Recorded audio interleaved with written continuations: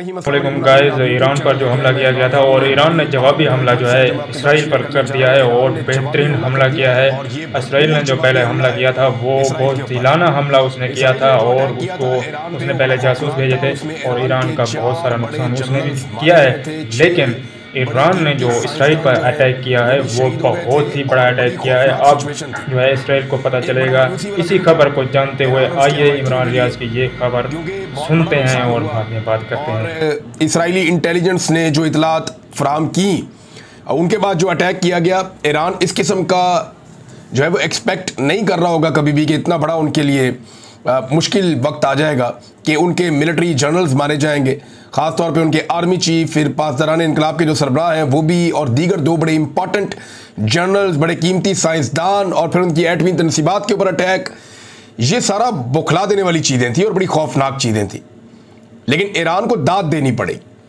दाद इसलिए देनी पड़ेगी कि इतने बड़े अटैक के बाद, देखिए पाकिस्तान के ऊपर जब इंडिया ने अटैक किया तो वी वर एक्सपेक्टिंग, हमें पता था कि ये हमला होना है। हमारा इंफॉर्मेशन मिनिस्टर भी कह रहा था, हमारा वजीर दिफा भी कह रहा था कि इंडिया ने करना ही करना है। इनको इस बात का आइडिया था। फिर इंडिया ने अटैक किया तो हम उसे रोक तो नहीं पाए। इंडिया ने मसाजिद को निशाना बनाया, सिविलियन को निशाना बनाया और अपना टारगेट अचीव किया और भाग गया।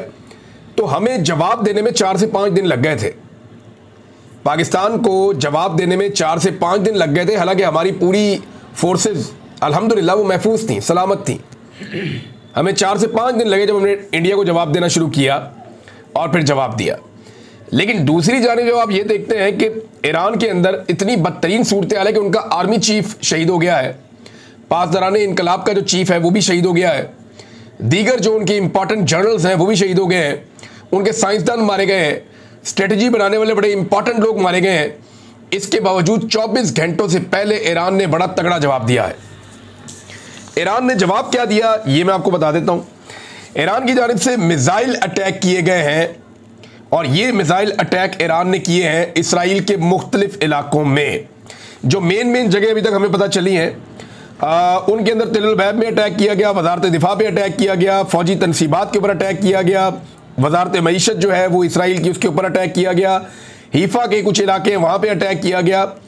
ईरान ने इसराइल के मुतअद्दिद इलाकों पे, ऐसों पे अटैक किया है जहाँ पे इसराइल के हसास जो है वो करार दिए गए वो इलाके हैं, वहाँ पे ईरान ने अटैक किया। गैस का प्लेटफॉर्म है समुद्र में, उसके ऊपर भी ईरान ने अटैक किया है। अब बहुत सारे लोग ये प्रोपेगेंडा करते रहे हमेशा ईरान के खिलाफ कि ये इसराइल की प्रॉक्सी है और जो ईरान जो है वो इसराइल के साथ मिला हुआ है। इस किस्म की बातें बहुत सारे लोग करते रहे। हमारे यहाँ शिया सुन्नी फसाद भी चलता है ना। एक तो बहुत बड़ी डिवाइड है मुसलमानों के अंदर ये शिया सुन्नी फसाद को लेकर। हालांकि गैर मुस्लिम ऐसे नहीं देखते हमें, वो देखते हैं सारे मुसलमान मारो इनको, रल के मारो, यानी उनके दिमाग में ऐसे चलता है। यहाँ पे ज़रा ये फसाद भी चलता है और लोग अपने अपने फ़ायदे के लिए जो है वो एक डिवाइड पैदा करके रखते हैं। लेकिन आज मेरे ख्याल में सबको ये जवाब मिल गया होगा कि इसराइल में और ईरान में जेन्युइनली एक लड़ाई चल रही है, बड़े लंबे अरसे से चल रही है। ईरान जो है वो अपनी सपोर्ट के ज़रिए से, कहीं ना कहीं तंजीमों के ज़रिए से इसराइल के साथ एक लंबी लड़ाई के अंदर है बड़े अरसे से, और अब ये एक बराह रास्त जंग के अंदर कन्वर्ट हो गया। पहले इसराइल ने अटैक किया, बड़ा खौफनाक अटैक था, उनकी इंटेलिजेंस बड़ी कामयाब थी, उन्होंने बड़े टारगेट अचीव किए। लेकिन इतने बड़े टारगेट अचीव करने के बाद शायद इसराइल भी ये नहीं सोच सकता था कि ईरान इतनी जल्दी रिटेलिएट करेगा और इतनी अच्छी प्लानिंग के साथ रिटेलिएट करेगा। ईरान ने किया यह है कि इसराइल के इंपॉर्टेंट एरियाज के ऊपर अटैक किया। इसके मनाज़िर आप देख लें, पूरे सोशल मीडिया के ऊपर फैले हुए नज़र आ रहे हैं कि बड़ी तेज़ी से आते हैं बम, वो गिरते हैं। इसराइल के मुख्तलिफ इलाकों में तिल अल-बैब पूरा का पूरा धमाकों से गूंज रहा था। आयरन डूम जो सिस्टम है, हमने जो विजुअल्स हमने देखे अब तक, मैंने उसमें बहुत सारे जो ईरानी हथियार हैं उन्हें हवा के अंदर नाकाम बनाया इस सिस्टम ने। लेकिन बिलाखिर एक सिस्टम एक लेवल तक की डिफेंस कर सकता है ना। फिर जो आपके बहुत तेज़ रफ्तार मिसाइल्स हैं वो सारे नहीं रोके जा सकते। तो फिर ईरानी मिसाइल जाके अपने टारगेट्स पे गिरना शुरू हो गए और फिर बहुत बड़े पैमाने पे वो अपने टारगेट्स पर आकर गिरे हैं, जिसके नतीजे में इसराइल के अंदर काफ़ी नुकसान हुआ है। और ये हमले कहाँ कहाँ हुए ये मैंने आपको बता दिया। ईरान को दाद देनी पड़ेगी कि 24 घंटे से पहले उन्होंने अपने औसान ख़ता होने की बजाय अपने आप को संभाला और फौरी तौर पे अपनी मुतबादल क़यादत को खड़ा किया, फौरी तौर पे फैसला किया और फौरी तौर पे रिटेलिएट किया। इसकी तो ईरान को दाद देनी पड़ेगी और बड़ा भरपूर हमला ईरान ने किया। उनका दावा अभी कुछ और भी ईरान ने दावे किए हैं कि वो कुछ ऐसा करने जा रहे हैं कि बहुत बड़े बड़े सरप्राइज हैं इसराइल को और इसराइल के हमायतियों को। उनकी तरफ से ये दावे हो रहे हैं ईरान की जानिब से। वो क्या करते हैं आने वाले वक्त में, इसराइल इसके मुकाबले में क्या करता है, इस पर हम बात करते हैं। लेकिन दोनों मुल्कों में सूरत-ए-हाल क्या है, इसका आप जायजा ले लें। देखिए, दोनों मुल्कों के अंदर मिसाइल आकर गिर रहे हैं।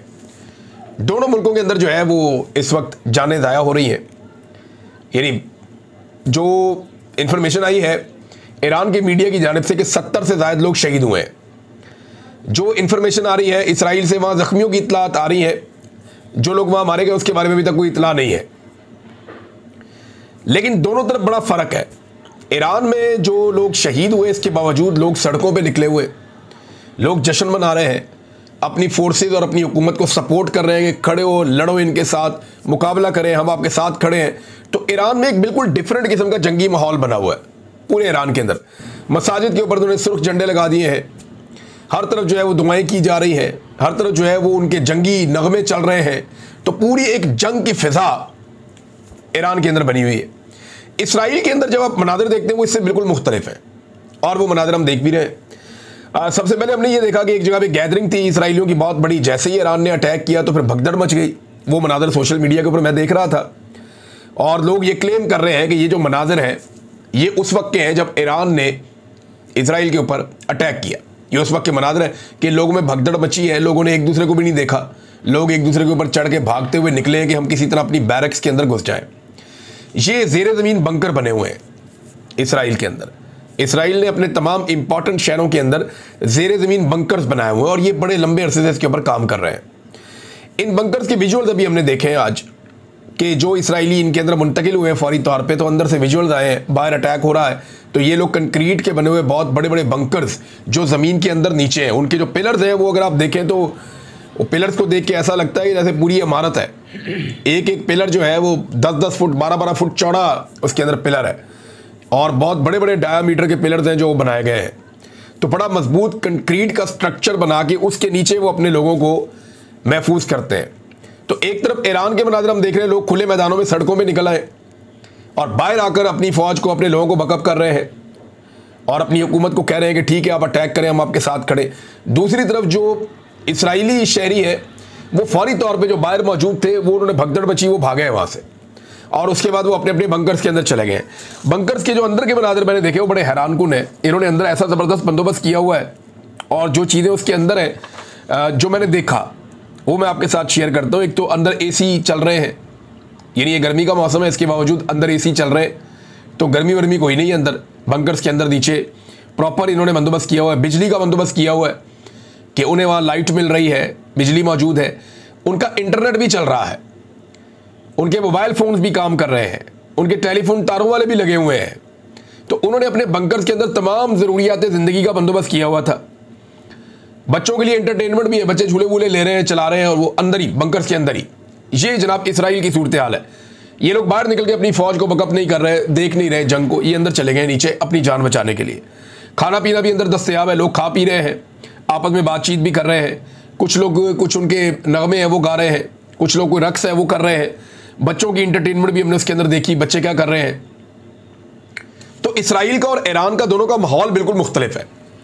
एक तरफ ऐसे लोग हैं जो अपनी जान बचाना चाहते हैं और बंकर्स के अंदर चले जाते हैं, एक तरफ ऐसे लोग हैं जो इस जंग का हिस्सा बनना चाहते हैं और बाहर आकर अपनी फोर्सेस को सपोर्ट कर रहे हैं। लेकिन यहां पे क्योंकि दोनों मुल्कों का बॉर्डर साथ नहीं है, ईरान को जो सबसे बड़ा नुकसान है वो ये है कि ईरान का और ये इसराइल का बॉर्डर साथ नहीं है। अगर बॉर्डर साथ होता ईरान का इसराइल के तो आज सूरत हाल कुछ और होती, बल्कि बहुत पहले ही बदल गई होती। लेकिन ईरान ने टक्कर दी है इसराइल को, ये बात सच है। बाकी कोई अरब मुल्क ये इस लेवल तक नहीं आया या उसने ये काम नहीं किया, लेकिन ईरान ने इसराइल को टक्कर दी है और फौरी तौर पे वापस जवाबी कार्रवाई ईरान की जानिब से की गई है। हालांकि उर्दन ने बीच में ईरान के कुछ जो ड्रोन्स जा रहे थे उनको नकारा किया। अब इसराइल की जानिब से आते हैं तो वो कुछ नहीं कहते, इसराइल उनकी एयर स्पेस इस्तेमाल करता है तो कुछ नहीं कहते, लेकिन जब ईरान उसी एयर स्पेस को इस्तेमाल करने की कोशिश करता है तो फिर उन्हें शायद बुरा लगता है और वो उसको रोकते हैं। और यही है जो एक इत्तेफाक और इत्तेहाद कायम नहीं हो पा रहा उन मुल्कों के दरमियान जो इसराइल के ख़िलाफ़ बात करते हैं, फ़लस्तीन के हक़ में बात करते हैं, तो वो बात ही करते हैं, प्रैक्टिकली इकट्ठे नहीं हो पाते। अब ईरान ने ये अटैक कैसे किया, ये एक बड़ा सवाल है। ईरान ने जो हमला किया है ना, इसमें उन्होंने अपनी सबमरीन भी इस्तेमाल किए हैं। देखिए, मैंने आपको बताया था कि ईरान के पास जो मिसाइल्स हैं वो बहुत लॉन्ग रेंज नहीं है, यानी चंद मिसाइलों के अलावा ईरान के जो ज़्यादा मिसाइल्स हैं उनकी रेंज कम है। वो बड़े अच्छे मिसाइल्स हैं, बड़े एक्यूरेट जाते हैं, लेकिन उनकी जो रेंज है वो इसराइल तक नहीं जाती, क्योंकि 2200-2300 किलोमीटर इसराइल दूर है। तो जो 1500 किलोमीटर वाला मिसाइल है वो वहाँ तक जा तो नहीं सकता। तो इसमें ईरान ने एक नई स्ट्रेटजी अपनाई है। वो समंदर के रास्ते गया, वो करीब पहुँचता है इसराइल के, और अपनी जो सबमरीन्स हैं उनके ज़रिए से वो नीचे से उसने लॉन्च किए मिसाइल्स और वो जाकर इसराइल में गिरे हैं। तो ये एक स्ट्रेटजी है जिसके ज़रिए से ईरान ने अपने मिसाइलों को इसराइल तक पहुंचाया। और दूसरा, जो लॉन्ग रेंज मिसाइल्स हैं वो तो जा ही रहे हैं, ड्रोन्स हैं वो भी जा रहे हैं। अब ईरान ने यह दावा किया है कि आने वाले वक्त में वो और बड़े सरप्राइज देगा इसराइल को और उसके इत्तेहादियों को। ईरान क्या कर सकता है इसके बारे में मैं आपको बता देता हूं। देखिए, एक तो कुछ रिपोर्ट्स आ रही हैं जो अनकन्फर्म्ड है। मैं आपको ये बता दूं कि जंग का माहौल है, दोनों जानिब से मुबालगा आ रही होगी, दोनों जानिब से बढ़ा चढ़ा के चीज़ें बताई जाएंगी, दोनों जानिब से प्रोपेगेंडा भी होगा, दोनों जानिब से ऐसी इंफॉर्मेशन आएगी जिसकी हम तस्दीक नहीं कर सकेंगे क्योंकि जंग का माहौल है। लेकिन जो इन्फॉर्मेशन है वो मैं आपके साथ शेयर कर देता हूँ। ये कहा जा रहा है कि चाइना और रशिया जो है वो ईरान की मदद कर रहे हैं, और ये पहले भी ईरान की मदद करते रहे हैं।